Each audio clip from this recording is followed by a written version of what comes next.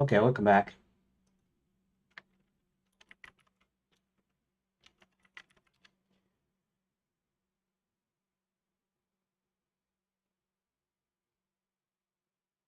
Um, okay, so I had to go pick up some groceries, and that's even why I'm a few minutes late right now, even though I'm not really that late. Okay. So I don't even know if I'll be able to, make any traction today. Well, I did. I mean, I did sort of. I figured out this thing. We shortened the. In fact, I should put that in my notes. I don't know if it should go in my notes or if it should go in like a separate deal. Like I had the deal about the story arcs and the but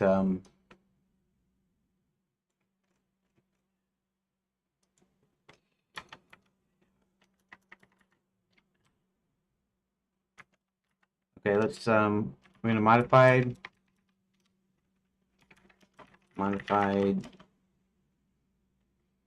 totals.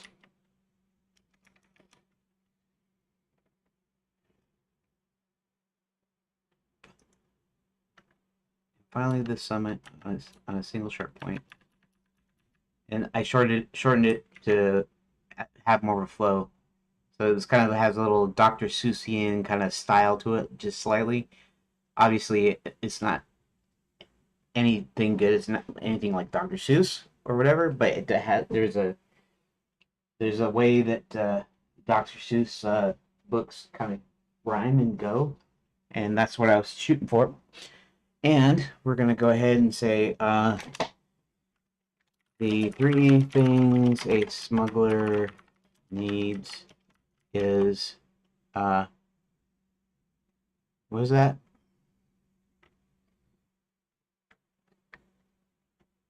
An eye for opportunity. Uh, a good story.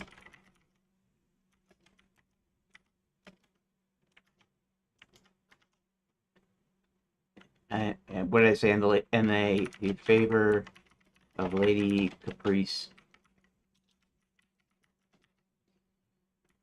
I think that's what I said.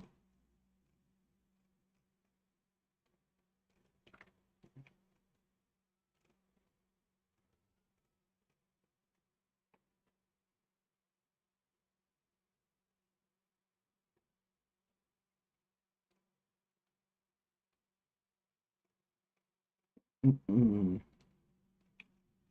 Go back up here. Princess Bride. Okay, title. Princess Bride. Forget that. I don't know why I didn't. Good story, something, but I'll have to go with title reference.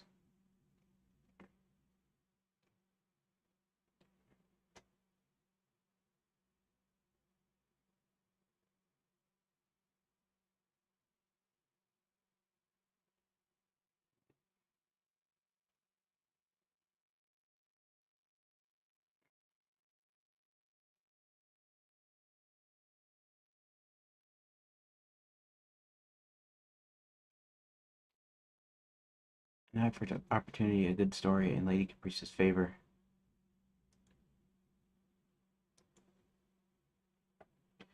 I'd say Lady Caprice's favor, maybe. That's a more modern, like that. Okay. Um, I'm just gonna go with that first thing that I said, kind of on purpose. Uh, how to dig for great mining opportunities, because they're dwarves, and so they dig and stuff, right?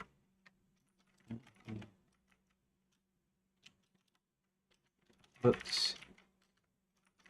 How to dig for great mining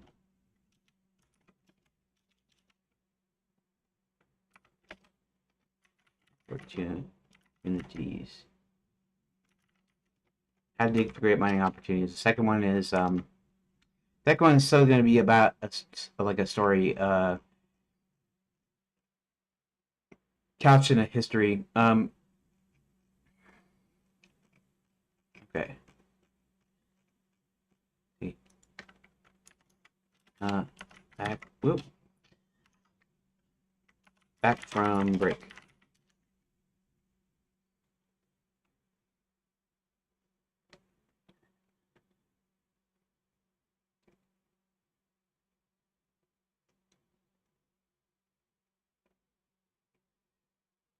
Um.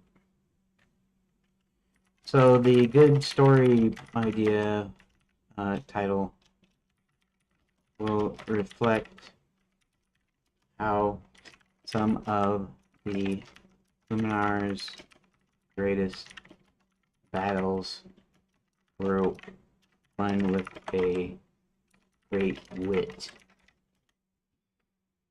Something of that nature. The idea being, and dwarves tend to fight fiercely in battles, kinetic battles. Um, Presumably fiercely.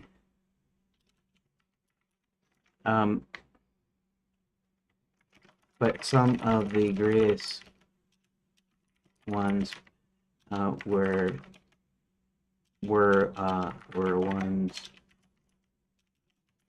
where they talked their way out of their predicament. I don't want to spend too long on these instances, really just aiming for a title that indicates it.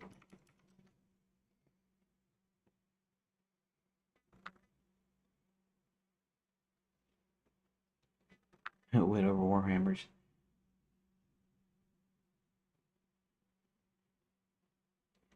Got it. Title needs hand at Dwarven history where wit's words won over brute force in battles without diving deep in examples. Keep historical Dwarven failure.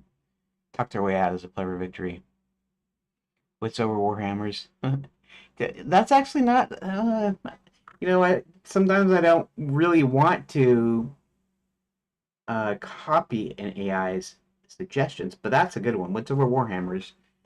Tales of Dwarven Diplomacy. That's actually like the perfect title. Battles won by words. The tongues triumph when axes fell silent. When axes fell silent. Okay. That. Okay. Great evasions of Luminar clans. Clever tongues of bloodless fields. The wit that saved the forge.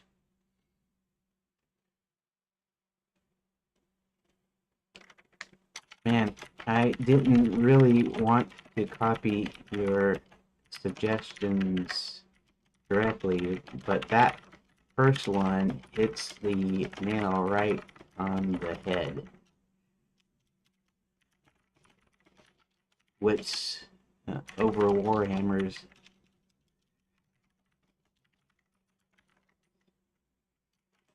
Tales of Dwarven Diplomacy. It's almost too perfect.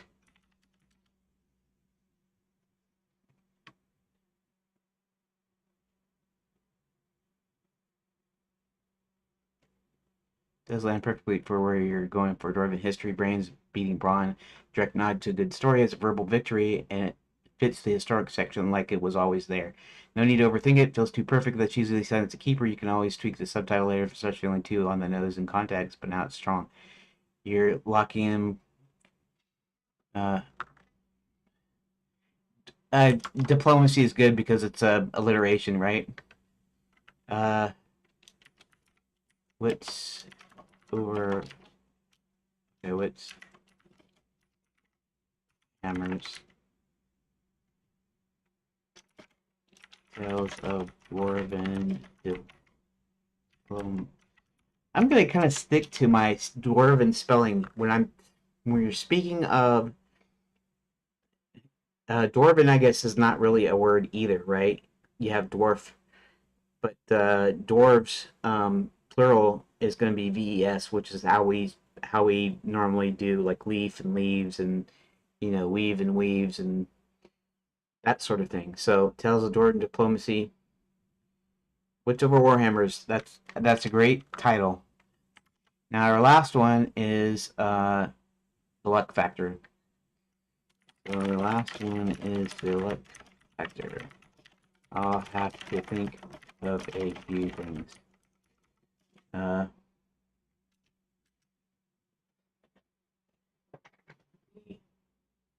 Lady Caprice's Favor.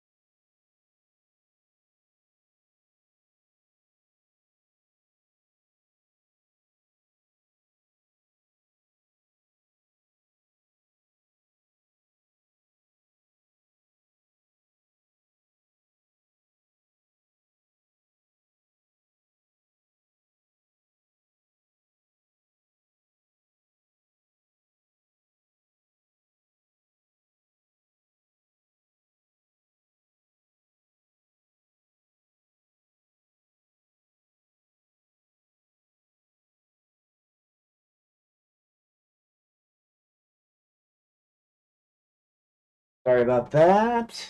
I was getting my coffee. Okay, let's get back to work. Yeah. Oh, hey, Rook. Sorry I didn't notice you there because I wasn't looking at the chat window. Getting close now. Getting close to solving this. Okay, so I guess Rook. I don't know if you're like the only one that's watching. Probably. That it always says there's somebody in Kick and Twitch, but I never get anybody to speak there. And YouTube normally now says 0 because I'm running from YouTube Studio. I'm not running a separate window. And then of course Rumble, I have to run in a separate window, or else I can't chat I can't chat through their interface. I have to have the pop up chat from the video that allows you to talk before that'll work. Oh, there's just somebody else in Kick, I guess, which looks like yeah, Kick. I always have this one that has this like URL in there in a certain format with some it says like come to us, and then it's like some like garbage letters at the end. It's annoying. And the only way I can turn it off is if I go to the actual chat pop out to do it. This wasn't in Kick. Where? Oh, there it is. Let's just trash it because their stupid moderation thing doesn't seem to work right. Okay, so for anybody that's actually listening and watching, including you, Rook, so the idea here to get into Smuggler's Gate, what has to happen is Roland comes to the historic section, and he reads a book about hidden tunnels, secret passages, that sort of thing, and he hears about this famous smuggler, this famous dwarven smuggler that that wrote an autobiography about himself, and it's basically all about his adventures or misadventures, if you if you want to look at it that ways, and in a certain part, there's a chapter on. There's probably a chapter on all three of these. I would assume. I don't really have it. I haven't written it down or anything. But so he this famous smuggler. I need to start giving these guys names. Roland is one name for a dwarf, so I have to think along those kind of lines. Maybe slightly more obscure names that sound like they fit in a fantasy setting without being like wholly made up. I'm not doing like Lord of the Rings where he's got names based on his languages and whatever. I'm not an educator. I don't know languages and this is a comedy, comedy fantasy adventure. It's not meant to be like some deep like history and stuff. Even though I'm coming up with like lore and history all the time, but so this famous dwarven smuggler, he says the three things that you need as to be a good smuggler is an eye for opportunity. Uh, what was it? Okay, what was the second thing? Eye for opportunity, a good story, and Lady Caprice's favor. Lady Caprice, I was thinking Lady Luck, and I kind of go, Lady Luck sounds too modern, gambling context, but I want the same kind of deal. Like the dwarves have their own thing about luck, right? And so they personalize luck by calling her a lady, but they call her Lady Caprice, right? Capricious. It means a sudden, abrupt change, whim. And so when you're thinking of luck, good luck or bad luck, uh, luck is like a change in fortune, right? From good to bad or bad to good, whatever. And so Lady Caprice is like Lady Luck, basically.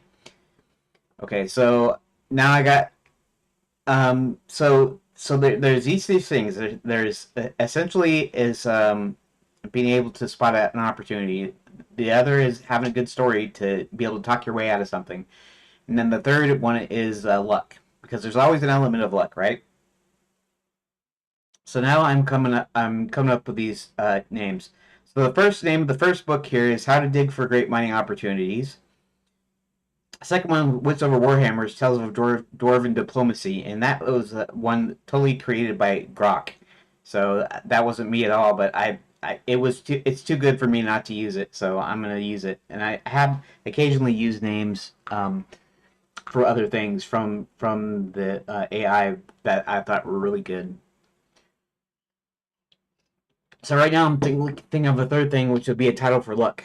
And so now, as far as a real puzzle goes, I don't know where you would find these the riddle pieces.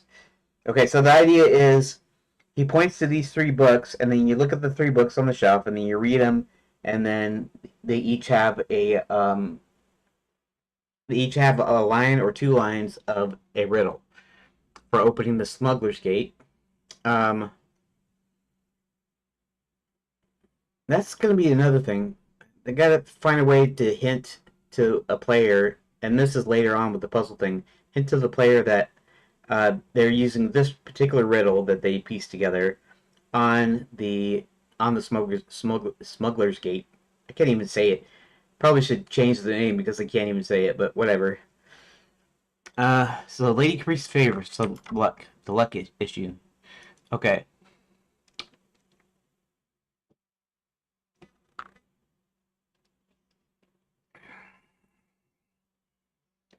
Needs to feel like the smuggler's cheeky, unreliable ace in the hole, something that complements eye for opportunity and a good story without overlapping. Personified, Lady Caprice's favor, abstract, generous fluke, a stroke of fortune, whims of chance, personal rogues like my own brand of fortune, humble brag. Enough luck to live to, to tell the tale. Any of those directions? Um, not quite. Not exactly. Let me think for a few more moments. Luck be a lady tonight. Okay.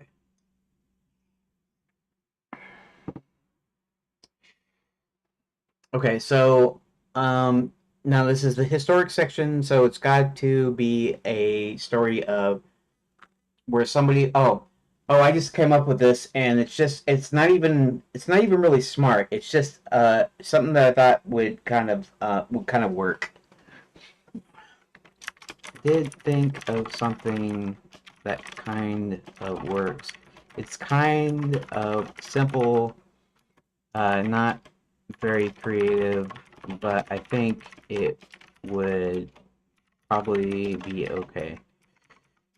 Uh, the tale of I'm gonna call him Breton. Breton or Breton. I don't know if you pronounce it Breton. Rook, that's kind of your part of the world, right? The Septuagint. Okay, so the Septuagint supposedly was a Greek copy of the Old Testament, I guess, and this English guy translated it into English. Um, his name was Breton something or another. Name Breton. Anyways, the tale of Breton, the unlucky.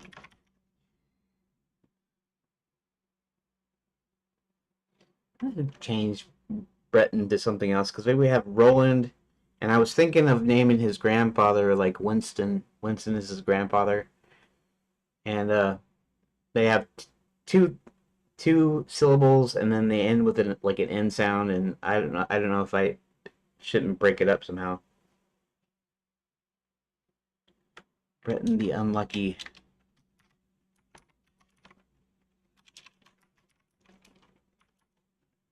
And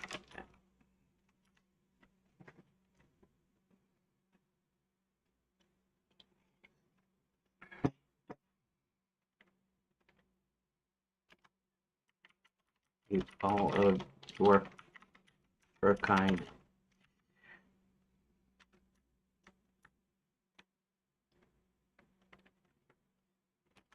Now, this is just something off the top of my head. Not particularly creative. Uh, Maybe you could tell me what this book is about, just to see if, um, just to see what the title evokes.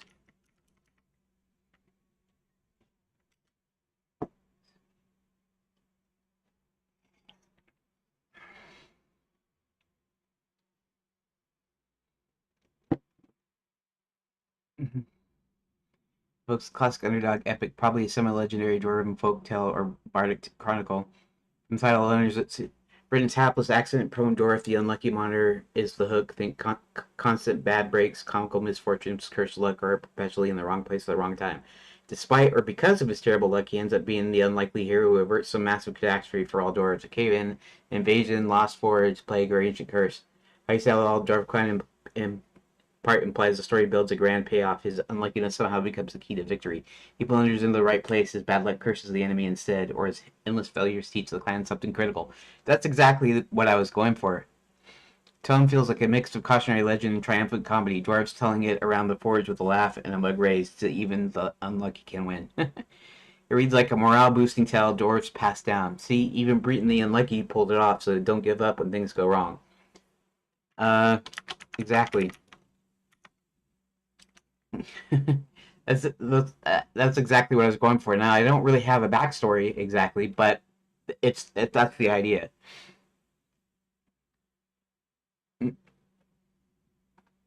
This is about fortune's cruel twist and the heroic payoff. Shows luck can turn even the worst odds around. Exactly a wink of smuggle gig. No creativity, overkill needed. It's not. It's got that classic word lettering without trying too hard. If you drop it in the autobiography as one of the three essentials, it reads naturally. An eye for opportunity, good story, and tales like Britain and the Unlucky's proof Lady Caprice sometimes smiles on the cursed. Or keep it entire. Just name the book as the third item in the list. Uh, yeah. Um, uh, this is the third title in the list, but that is what I was thinking when I came up with it. I don't have a real, actual backstory for it, but the idea is that despite um, is that even because of his bad luck, uh, he managed to save his people.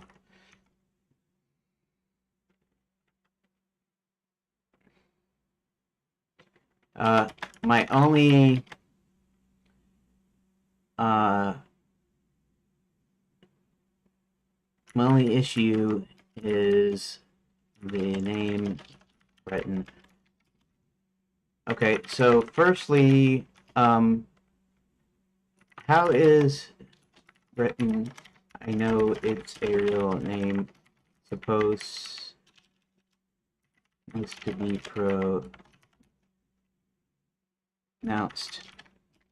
Is it bre as in breath, or is it brie like rings?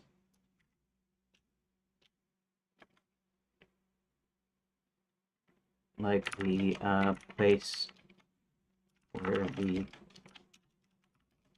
dancing pony is located in Middle Earth.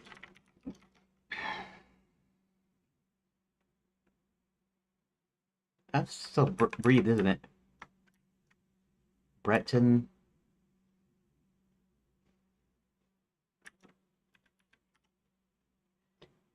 Okay, bread. Okay, not breed. Or is it brie as in breed?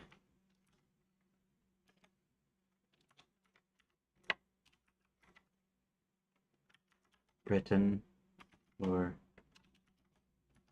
Breton.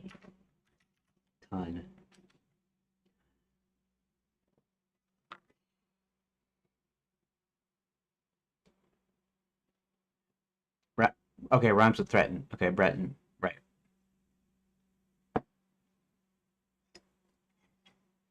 Yeah, not Breton. Brittany. Or the cheese. Fromage de Breton. Breton.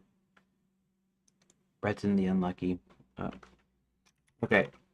So I don't mind the name, but Roland's name ends with a sort of N sound. I was thinking of using Winston, and I still have to name his paternal grandfather. Actually, should name his actual father too, but giants would probably use slightly different names than dwarves.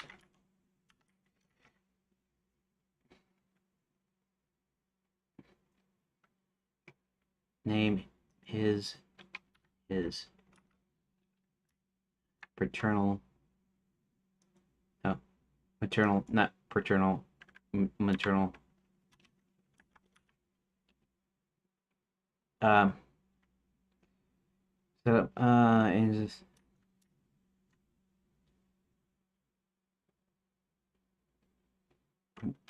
his grandfather might be Winston. So Breton.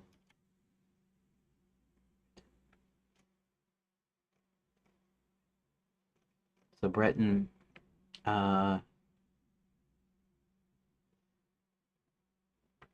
Also ends in an N sound. So I'm thinking, should I change it or should I leave it? Maybe all the male dwarf names end in N or something. Yeah, the double N ending, Roland Breton, is noticeable if both names are in play close together, especially in text where the eyes cast repetition fast. It could feel coincidental or lazy in a world where names should carry weight. Leave it. If Breton is mostly a legendary historical figure, not a living character, Roland meets the echoes is minor. Dwarves often reuse name patterns, Thorin, Dwaylen, etc., so the N endings can feel like clan tradition. Fine for a quick legend title. We wanted to avoid the same family sound vibe, even if Breton is ancient, or if the name feels too French modern for dwarves, swap for something sturdier. Winston as a grandfather works great. Strong classic with the Win prefix gives a historic ring without being over the top. Galtar is boring. Thrain. Has the Tolkien echo. Dren, Crag, Born. Um,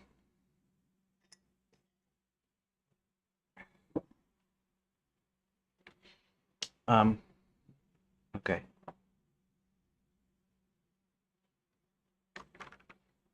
Okay. We'll, consider it. The name is fine itself. I'm thinking of sort of uncommon but real names that fit the fantasy vibe.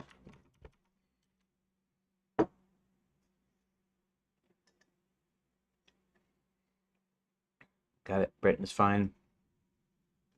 Aldrich. If you're leaning toward uncommon real names with fantasy vibe to avoid the overlap, the rolling just for variety, here are some real solid uncommon ones that feel like they shot right into Enchanted Lands without sending it. Alaric. Yeah, I've seen that. Baldric, the Helpmaker origin, but reads armored dwarven. Cedric. Cedric would actually work. In fact, maybe his grandfather should be Cedric. Maybe that's what I should do there. Dorian, Greek, Eamon, Gideon, Harlan. Rocky Land, that's not bad. Harlan is not a bad. Harlan the Unlucky, or uh, yeah. Well, Harlan has the N sound. See, these have the N sounds to it. Jorah, Kale. Is Kale a real name though? General Kale, like from the Willow? Lorcan, Iris, Magnus, Rorik. That's not too bad.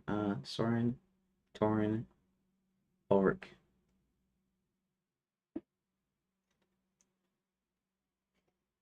Now, Ulrich the Unlucky could actually sound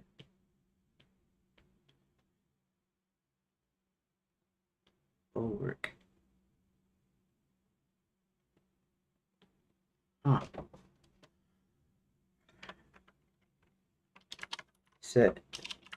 Cedric, or Cedric, as it's sometimes pronounced.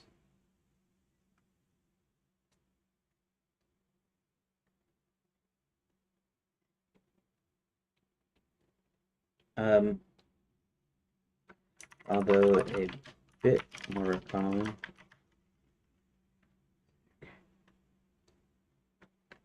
I can do it like a family name thing. Actually, Cedric might be good.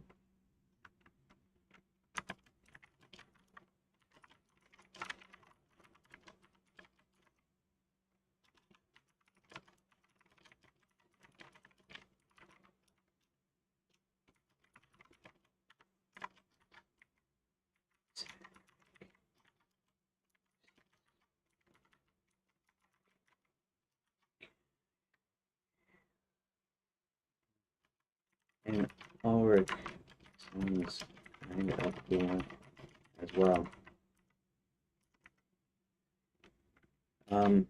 If I chose that for the unlucky, does have alliteration in it. Ulrich the unlucky. It might actually be better to use that. Ulrich the unlucky. Ulrich is kind of hard to say though, but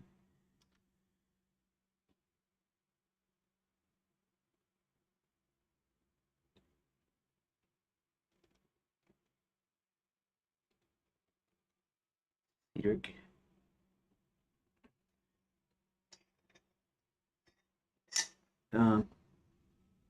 Cedric.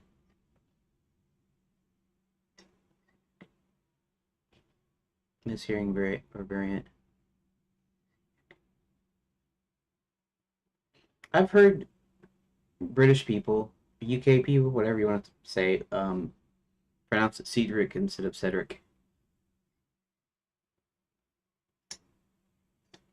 Ulrich, short like ulcer plus Rick. Alliteration with unlucky is a big plus. Ulrich the Unlucky.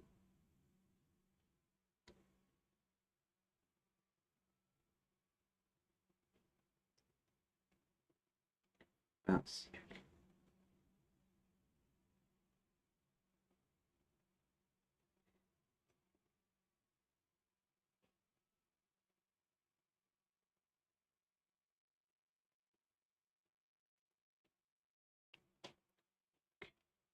Ulrich. No. Rick doesn't sound like and Cedric. Ulrich the Unlucky. Ulrich. Ulrich is a bit hard for me to say, but Ulrich the Unlucky. The unlucky kind of jives, so I might go ahead and change that. I might name his grandfather Cedric though. Cedric. It's weird because I'm used to hearing like, okay, so I've always pronounced Cedric, and I've always heard it as Cedric, but I've heard of uh, it's like Sir Cedric Hardwicke. I'm pretty sure I've heard somebody pronounce Cedric Hardwicke's name as Cedric. So It almost even sounds a little bit more British if you ask me. Of course, I'm just a dumb American, but what do I know, right? But yeah, my name is Grandfather Cedric. If that seems to do pretty well. That seems to fit to me.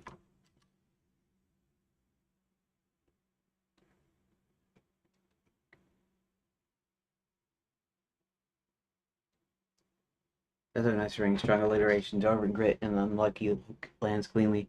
Pronounced Ulrich, sort of, but if it feels clunky in your mouth, swapping in something smoother is fine. Cedric for the grandfather fits well. Classic fantasy name, and Cedric rolls easier for most people.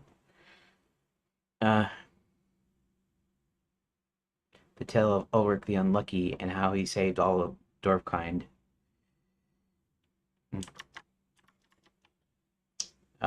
Yeah. Okay, so um, tale of Ulrich the Unlucky and how he saved all of your kind. Okay. Roland's maternal grandfather's name was Cedric. I don't know why I'm pronouncing it Cedric, to be honest. It's not American pronunciation. I'm really sure that several times I've heard, just from old like British TV shows or movies or whatever, pronounced Cedric. And so right now it almost seems more natural to me because that's what in my mind I always hear that now. How is Cedric pronounced in? I actually think his has a K in his hard with.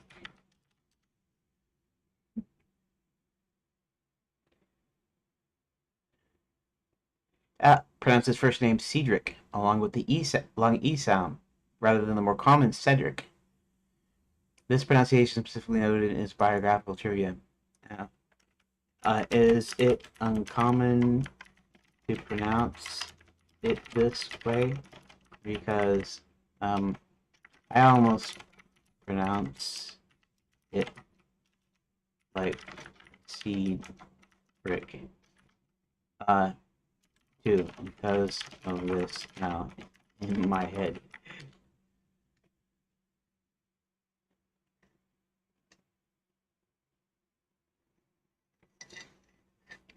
Cedric. Cedric is uncommon compared to the standard pronunciation. British American Cedric with a short E as in pet. So this pronunciation is used for the character Cedric Diggory in the Harry Potter films and listed as standard in dictionaries. Sir Cedric's Hardwicke's pronunciation was a personal or family choice. While it's perfectly valid, it's not typical way the name is pronounced, which is why it stands out. Your brain associated with Cedric is a direct result of his famous usage, even though it's less common form. Huh? Okay. I just found out that Sir Cedric uh, Hardwick pronounced. Oh, hard. It's not an extra E, obviously. His first name as Rick, which is why I tend to do that now, even though Cedric is still the more common one.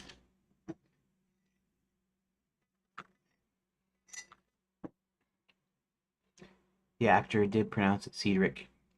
Um, that's the British pronunciation he used. It's why some people lean that way for the name. It's less common overall, especially in the US, where Cedric dominates, but both are valid and tested. One would sound distinguished. Cedric is the default for most readers. It's safer for quick recognition without explanation. If you're going with Cedric because of hard work, just be aware some players will read it the other way internally. It doesn't break anything. It's just tiny pronunciation. But if you're happy with Cedric, the grandfather, unlucky hero, I'm good for that. Okay, so we're actually good. And I'm thinking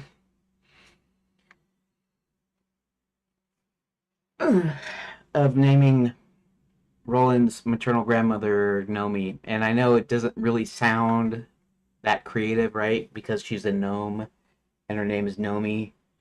It's just something I thought of on the spur of the moment, and it sounds right. Um,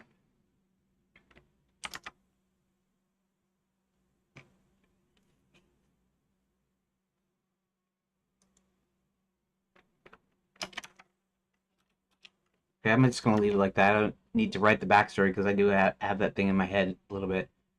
Um, his I also thought of a name for his maternal grandmother.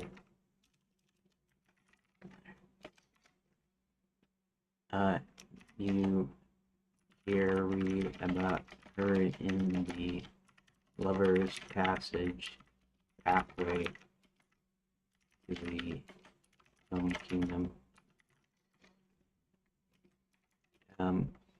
It's pretty uncreative as well, but her name is going to be Nomi. And yes, I realize Nomi might uh,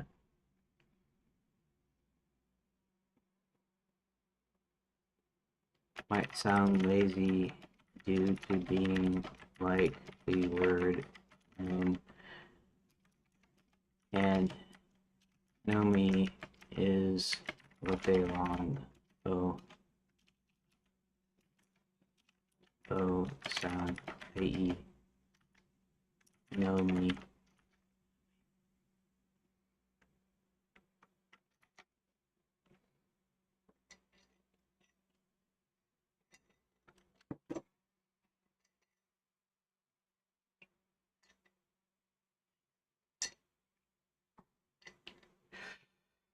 The gnome maiden Nomi. It's short memorable as a general warm feel that fits with the secret inner kingdom romance story. The gnome connection is noticeable. The gnome connection could be a book, right? But it's not automatically lazy in context. If she's a gnome maiden who married a dwarf and bridged the kingdom, the name can be intentional flavor. Perhaps the diminutive affectionate shortening of her dwarf husband used my little Nomi or Nomi or something endearing, or it's just your given name that happens to sound similar. Readers who catch it might smile at the wink rather than roll eyes. Pronunciation Nomi, like long O, like no, clear and easy, no confusion there. If the gnome pun feels too on the nose later, you can always retro justify it in lore. Her full name is the Myra or something shortened to Nomi, but honestly, it doesn't need fixing right now. Solid choice, keeps the family tree simple and ties nicely to the lover's passage without overcomplicating. Anything else in names? Not at the moment. But now we have our 3 titles. And before I start getting to implementation, I want to think about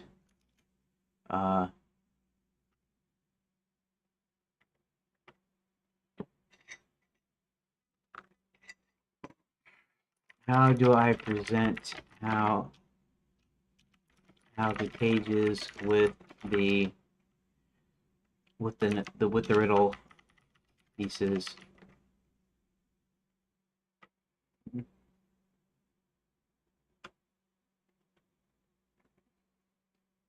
How to present the pages with the riddle pieces on them. That is, does the player have to do anything fancy to find these pages? Read them all. Of course, they won't be full books, but like he's skimming, so pieces of them with relevant information. Does this need any sort of puzzle or some sort of working out, or can I just say, here's a note down here that says such and such?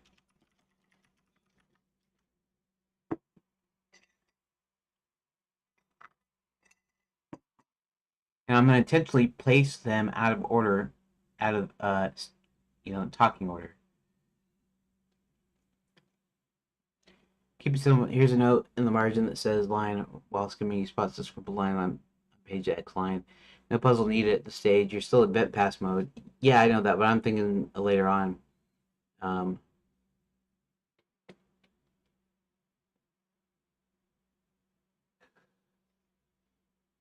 Slightly more skimming the volume, rolling notices, and only scribble margin. With a tiny choice for agency.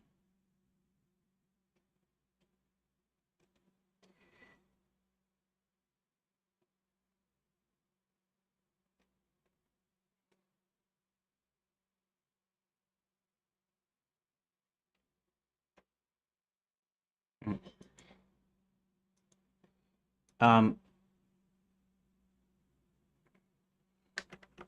they don't even really have to look different.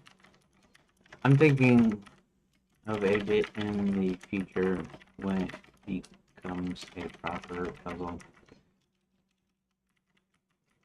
I could make sure all the riddle pieces are in the back of their respective books, so that later on when you're reading the books, it will say something to the effect of, here's some writing in the back cover on the, some writing in the back.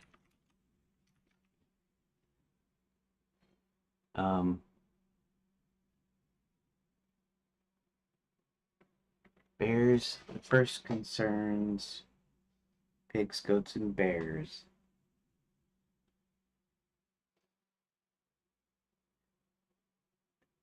The next, all things being equal, like the size of all squares.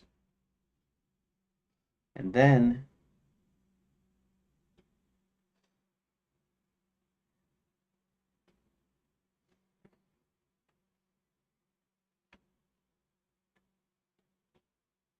knees and elbows bend at the joint.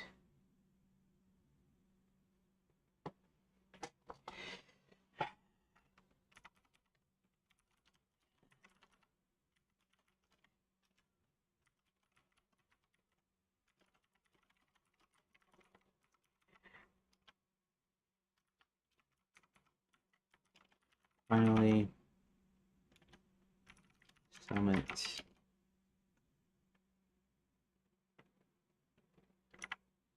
A single solitary point.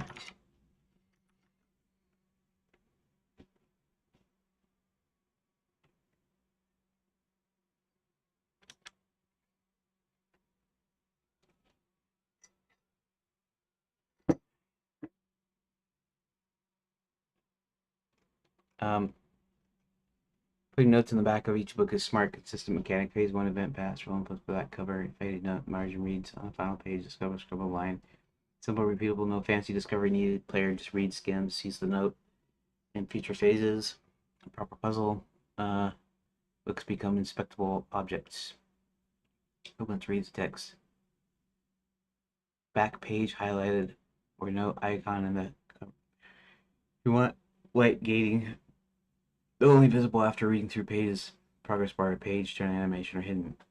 Click flip to the end interactions. Keeps back the book roll uniform across all three. So players learn the pattern quickly and feel smart when they start checking backs first. Yes, pretty much. And you're right.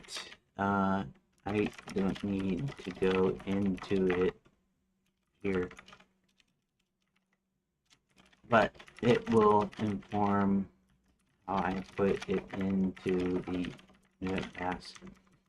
3 options or 3 orders, and making sure that each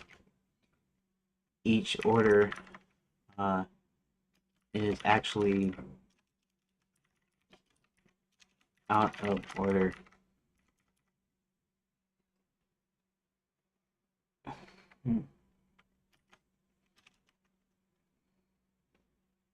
Okay. So next we need to address one more little issue.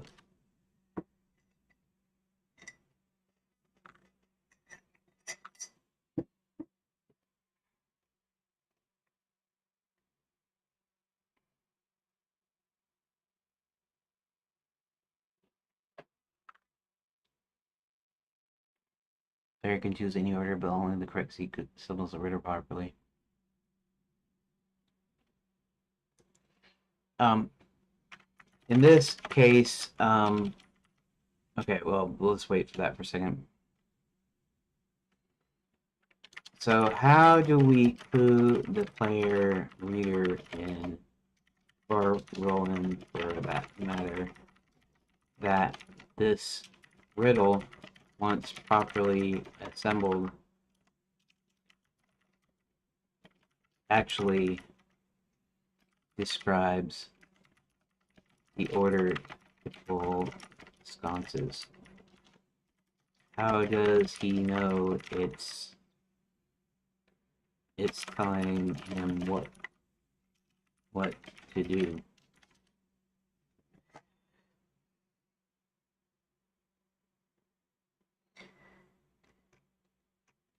The key is to make the smuggler's note in the autobiography of the key book explicitly frame the riddle as instructions for the sconces without giving away the order itself. Simplest, cleanest way. Should you ever need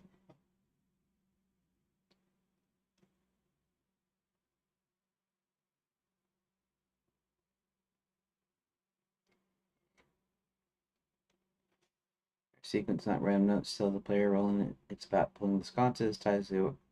Okay.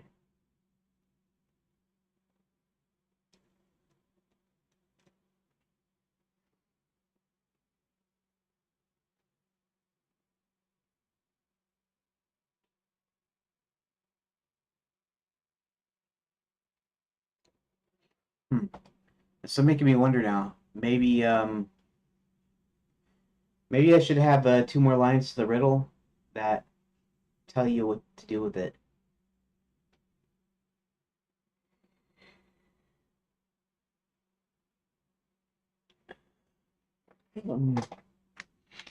The idea is he hid the combination within the text, so it shouldn't be super obvious up front.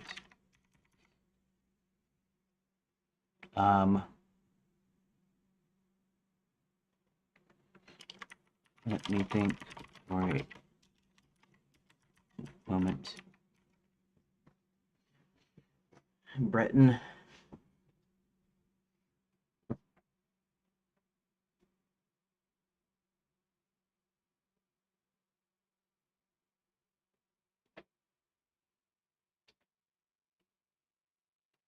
Do something like Breton Sneak Hammer or something. Maybe the smuggler should be named Breton.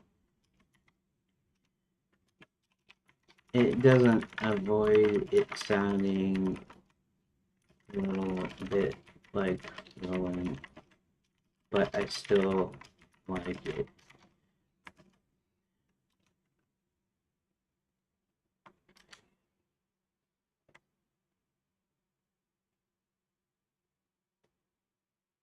Got it. Keeping the combination hidden in the text, not super obvious up front, is the right instinct for the smuggler's character and the puzzle payoff. Retina's name is fine. The Roland echo is minor, especially since Retina's historical legend, not a living NPC Roland interacts with. It's subtle enough that most players won't even clock it unless you lean on it later. For the how does he know its instructions part without making it obvious too soon, the outer right can hint at the sconce without saying pull order directly, something like, I left 3 marks in the other tomes, read them in order, I set them down, and the gate will remember my touch. The old gate is secrets. I scattered mine across 3 pages. 3 notes are made for the worthy in the order of my hand. Constant wield. Keeps a cryptic explicit no explicit pull and sconces, while clearly signaling there are 3 pieces. Order matters. Rolling and player pieces. Maybe. Uh, maybe there's a third stanza to the riddle. The one that tells you this is the order to get into the smuggler's gate. But it still can't be too obvious.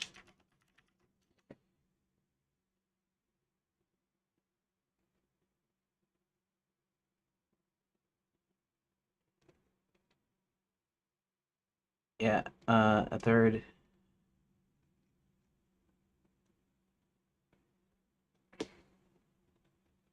Make it feel like boastful. Some quick bounce ideas. 3 marks I left in 3 old tomes. Read them as I wrote them, and the gate welcomes home. Not bad. The order I set them across the page. The constant dance and open the way. Follow my scribbles in the sequence I chose. The old gate bends the hand that knows my words in 3 places. Read left to right as they pull as they appear, and the path ignites. The marks are the key in the order they fell. Turn them to sconces and all will be well. Um,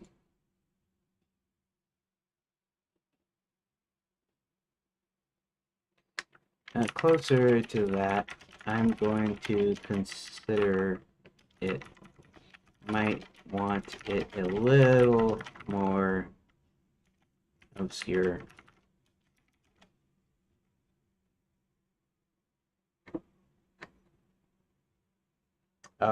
Something like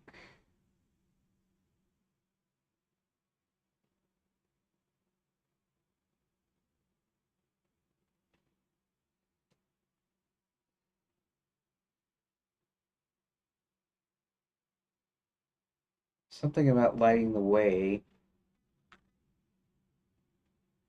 lights the way so that they'll go, oh, the sconces.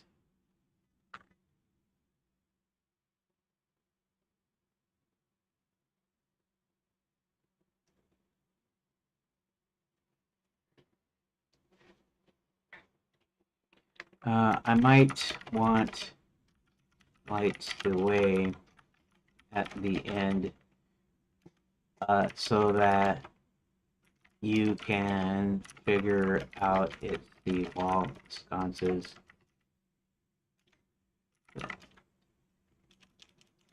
I'm assuming, right, the wall sconces because they have the torches.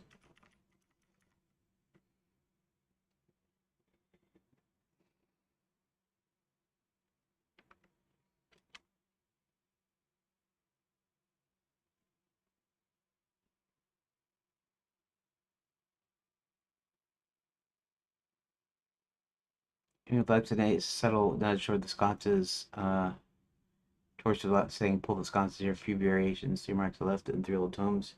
Read them as a rhythm. The way is lit.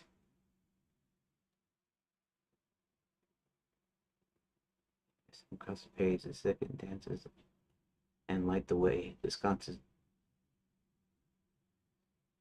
Torches dance and light the way. Maybe. My words in three places, right, left to right. Follow the sequence and the torches. No. Because that doesn't rhyme.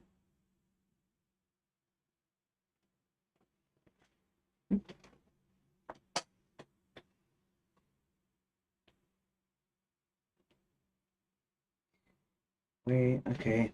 Um, Give me some rhyming words for a way, please.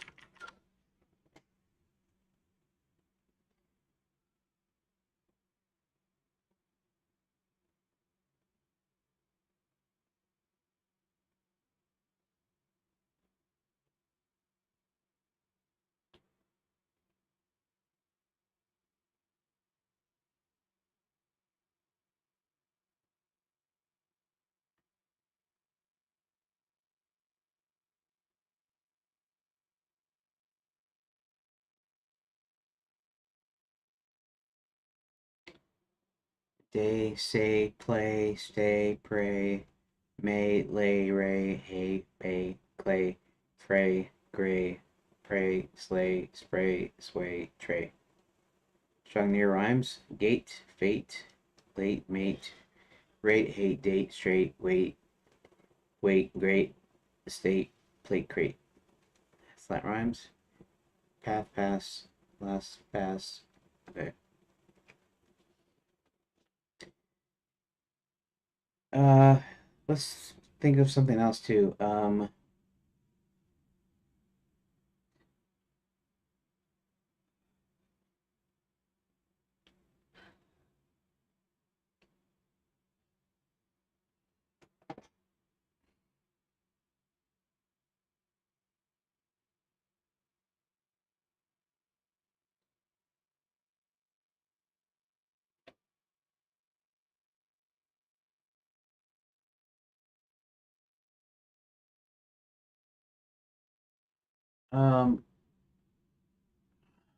I gotta think about that for a second. Another tough one.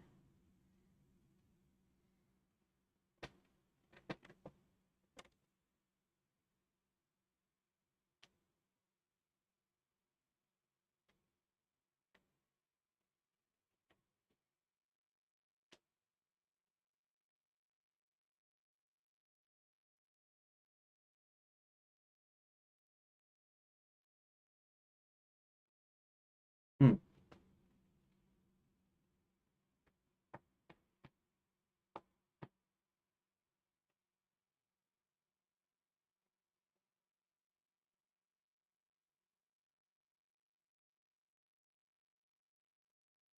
Churches light the way to open the gate.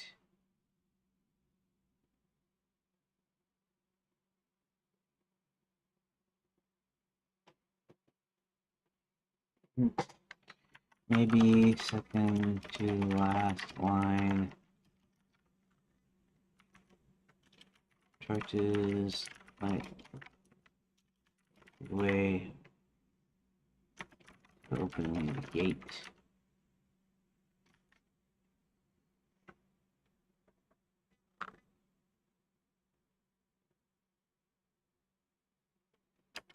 But then I need something to allude to the other lines being a being an order,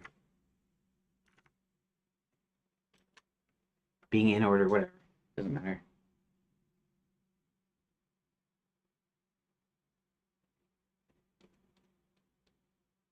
Clear enough to point to all the sconces without screaming it. It gives Roland and the player aha little notes for the sconces.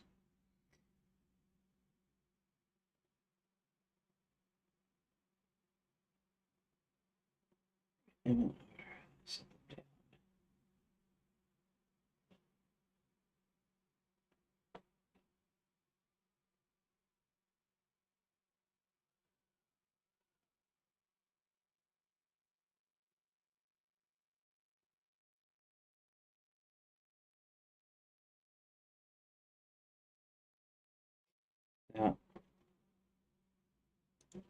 yeah.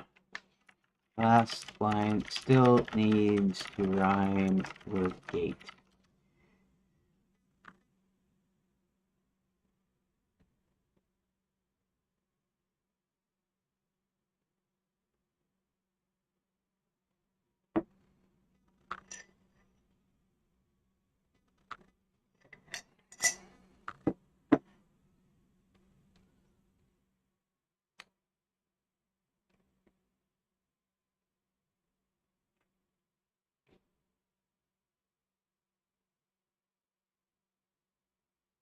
straight.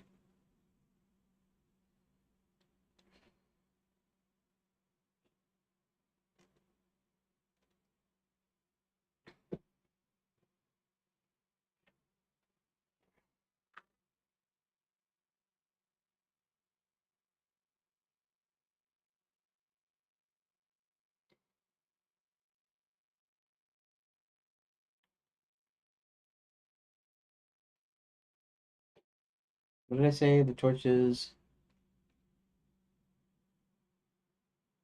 light the way to open the gate.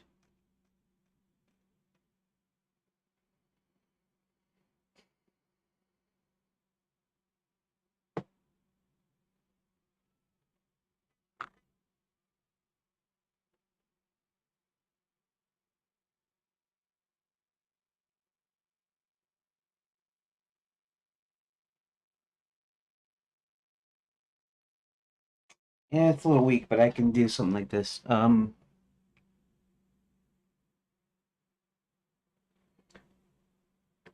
Torches, torches, light the way to open the gate.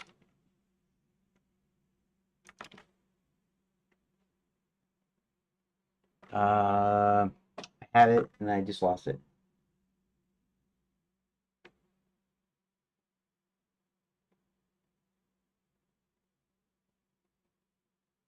Something to unseal your bait.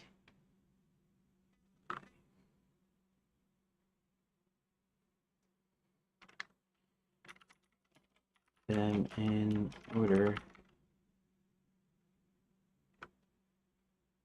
No.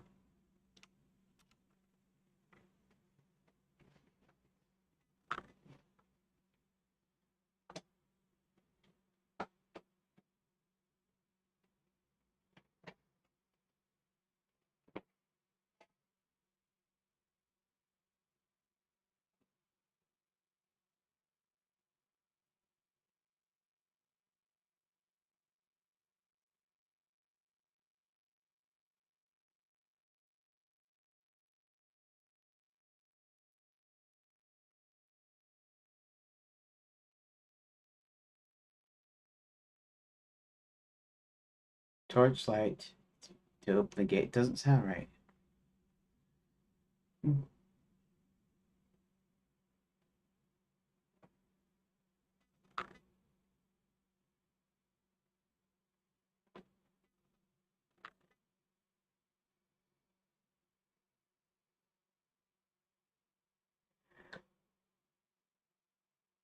Torches light the way to open the gate.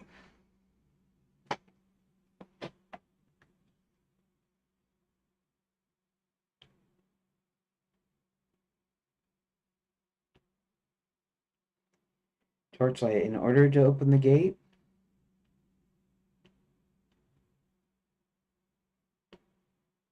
Mm. Mm. I only have a few minutes left today, and I gotta figure this out. Just this part, and then I'll be ready, be done.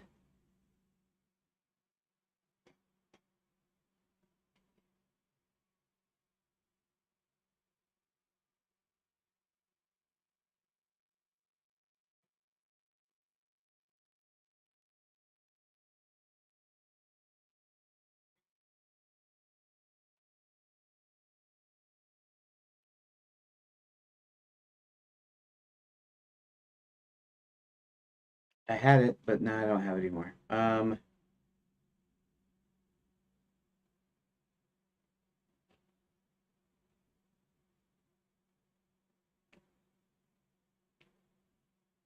To open the gate, torches light the way. Yeah.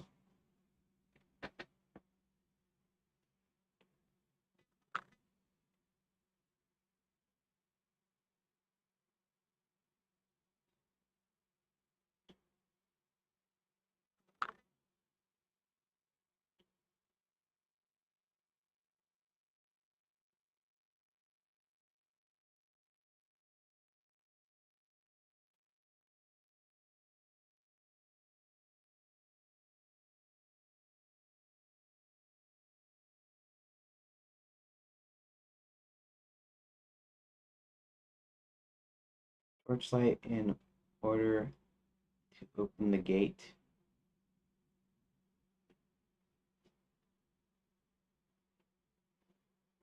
Dang, I don't know. I can't do it. I'm trying to think. I'm trying to think. Uh,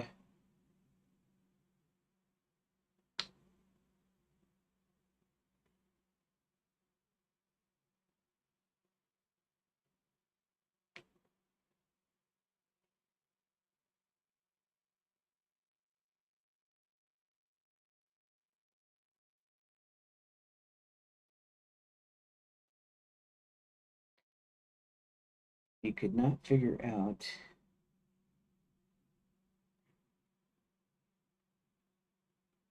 uh,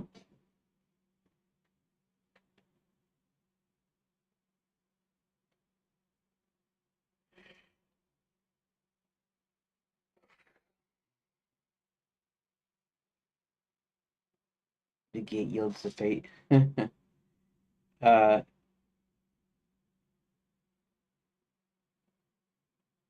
to unseal your fate is what I was gonna do.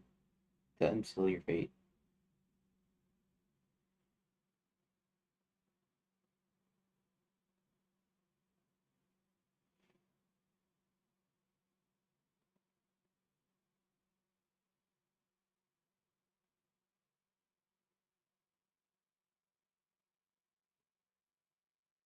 Hmm. Unseal your unseal your fate. Unseal your fate.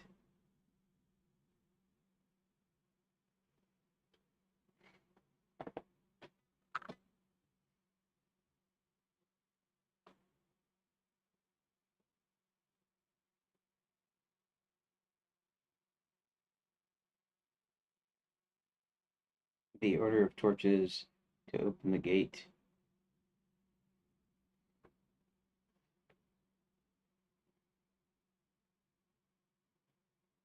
Um, dang.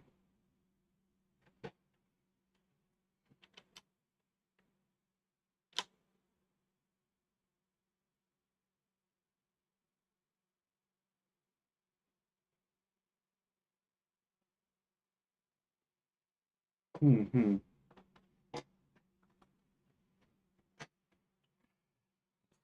Fate.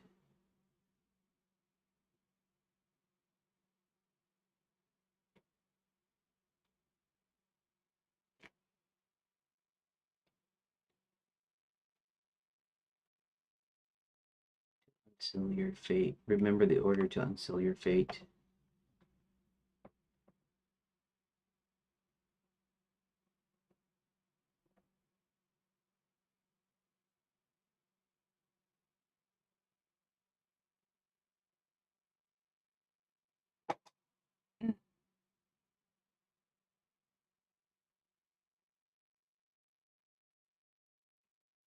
Unseal your fate. Unseal your fate.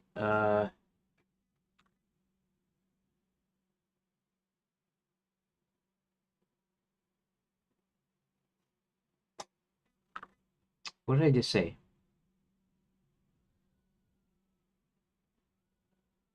Say good, all in good order to unseal your fate. In due order.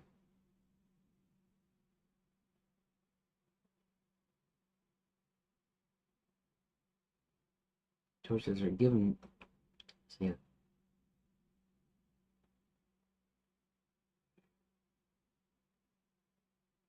All in due order. All in due order.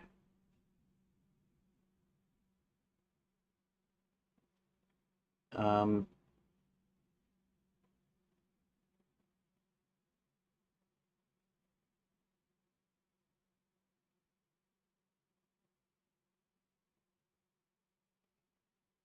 the torch.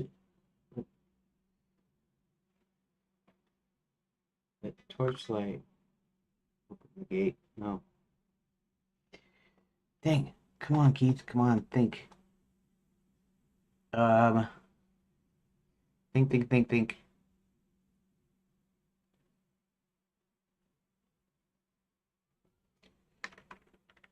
Torch lights the way.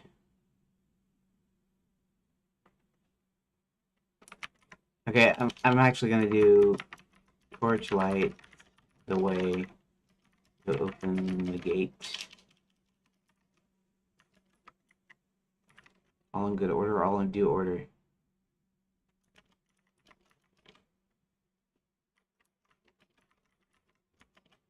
Unseal your fate.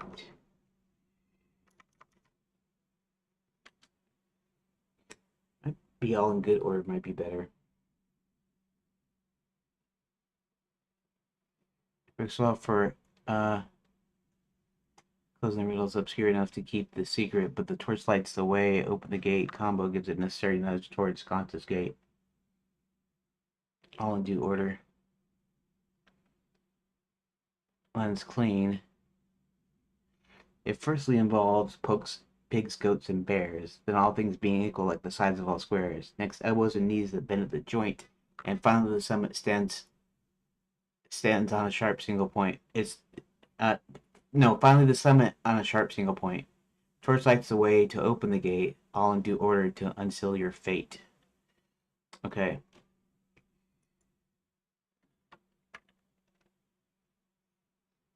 Um yeah, would all in good order be better than all in due order?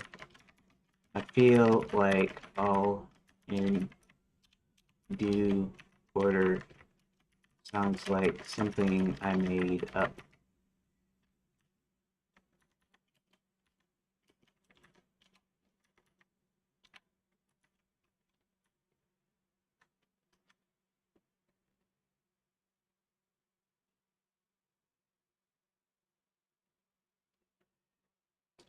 All in good order is a better choice here. It's a real common idiom meaning properly arranged in the correct sequence.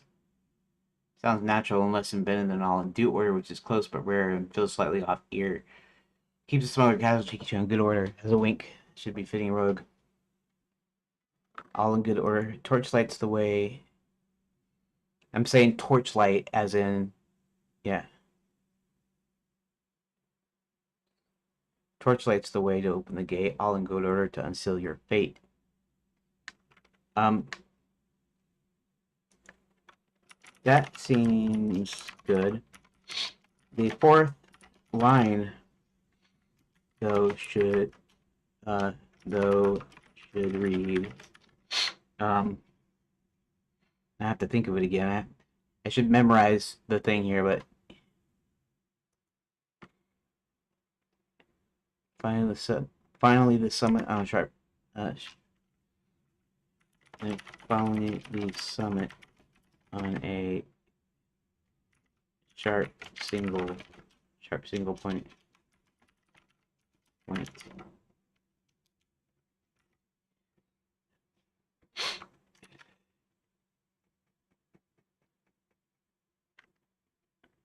And finally the summit on a sharp single point because it flows better.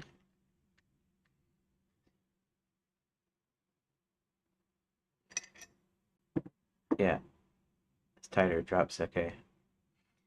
It firstly involves pigs, goats, and bears, and all things being equal like the sides of all squares, next elbows and knees that bend at the joint, and finally the summit.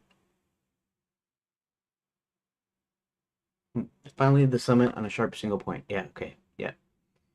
Reads smoother, aloud, rhythm holds, and ending feels more crisp.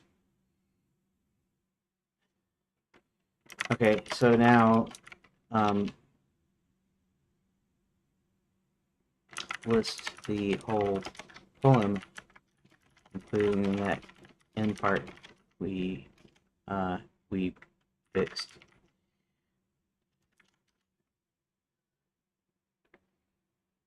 Okay. It shouldn't be that hard there. It's thinking, come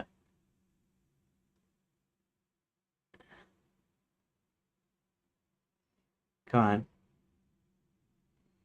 Firstly involves pigs, goats, and bears, and all things being equal like the sides of all squares. Next elbows and knees that bend at the joint, and finally the summit on a sharp single point. Torchlight's a way to open the gate, all in good order to unseal your fate. Excellent. Thanks.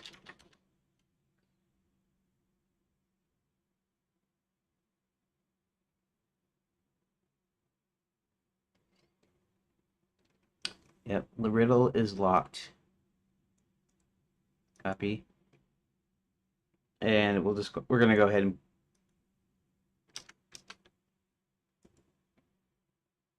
implement text. Okay.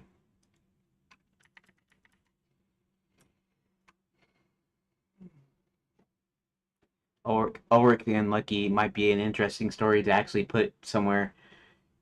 You know, it's possible. Like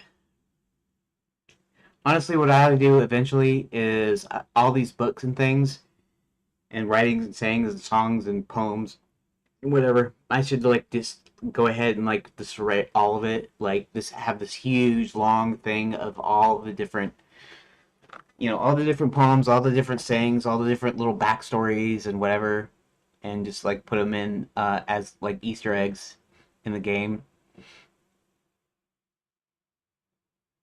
That'd be cool. Okay, so I like this, and that's gonna be it for today. Okay, that's going to be it for this session. I may or may not have an evening session. I don't know for sure. But it looks like I have pretty much all the pieces to actually start adding these pages in and finally getting finished with chapter 11. I'm like 2 weeks out now, which means the dead the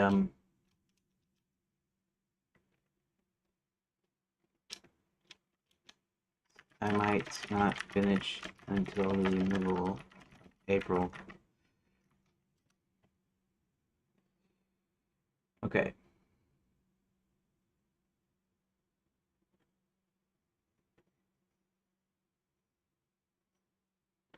The essential list to set the book titles are in place. The note discovery flow is clear enough to start implementing the event pass. You're in great shape to start adding those pages in chapter 11 2 weeks out. Finishing is realistic. Mid-April finish sounds like achievable if you want to keep the momentum. Okay, thanks. UI.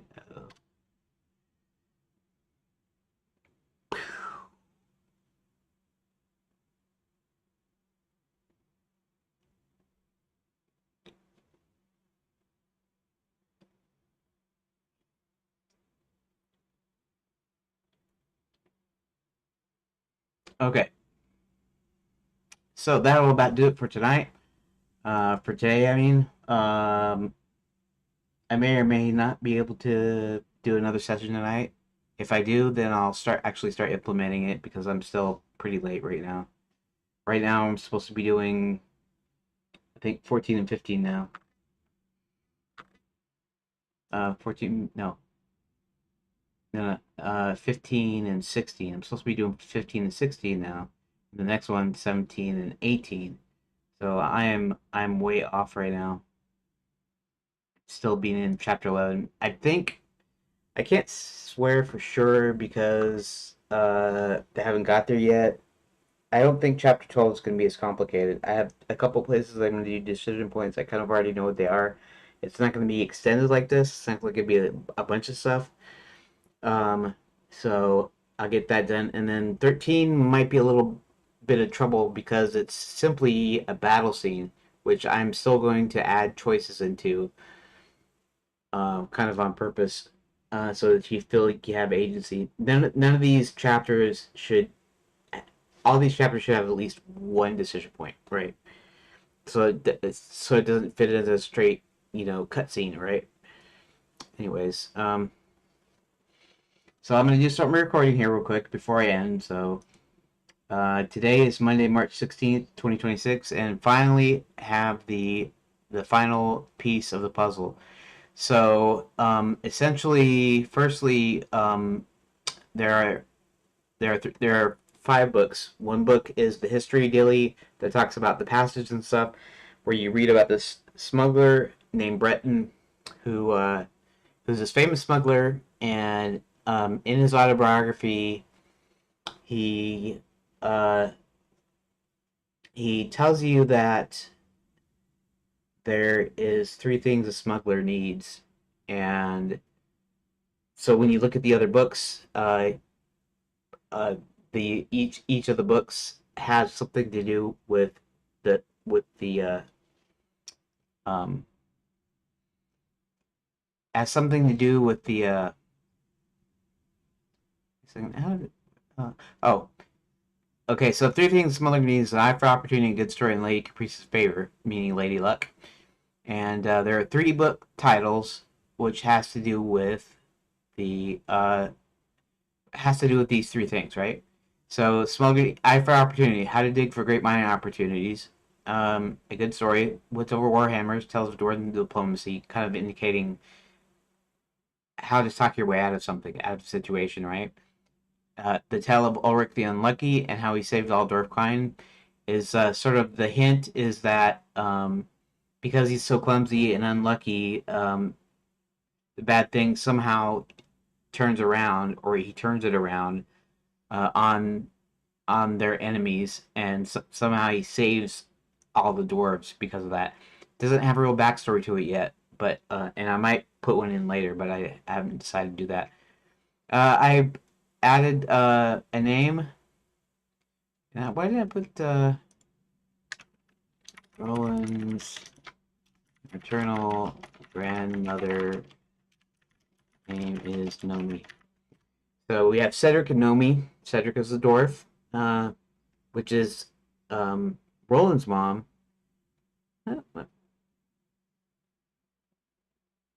Um, I have to think of a name for Roland's mom's name.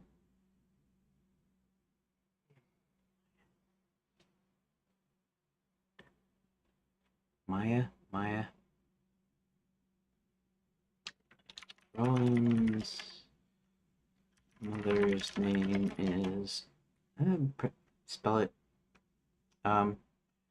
Okay. Real quick. Uh. Name and alternate spelling for Maya. It's going to be Roland's mom's name.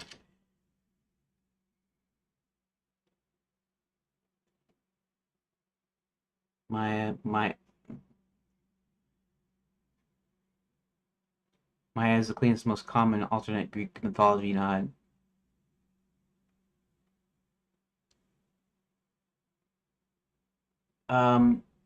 I think I'll do it at Maiah. That Roland's mother's name is Maya. Okay, yeah, it's perfect. Thanks. Okay, TDYL.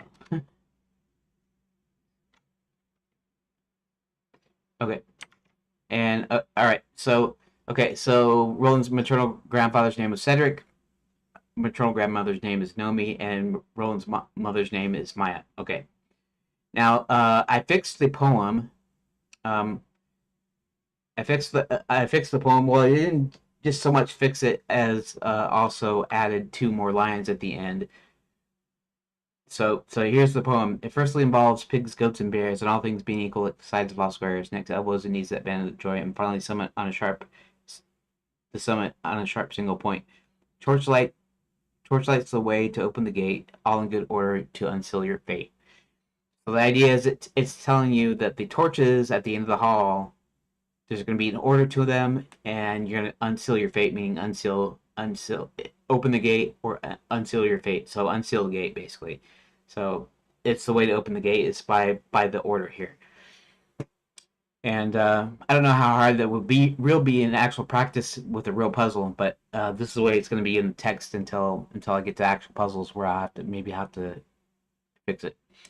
Um, and then all of these ones how to dig great for great mining opportunities, whichever Warhammer tells Door Diplomacy, tell Ulrich the Unlucky, and how you save Elder Fine. These are going to be out of order for Roland specifically, um, so that Roland can piece them together in the story, and then later on when I make the puzzle, then the player will be able to do that. Anyways, that's what I got done today, and so tomorrow or the next session, I should be able to start implementing these pages now. That's what I did for today. Okay, so I want to thank everybody. And really, that just means Rook. Although I have 2 people in YouTube right now. Awesome. Thank you, whoever's watching and or listening. So we're almost getting done with chapter 11. I should be done here pretty soon. Today, tonight, tomorrow, the next day. I don't know how long it's gonna take me, but I'm almost there. So. Anyways, thanks, and I will see you tomorrow. I'll see you in the next session. We'll just say see you tomorrow because tomorrow I'll definitely be on tomorrow. Uh, thanks, everybody. Thank you for watching part 2.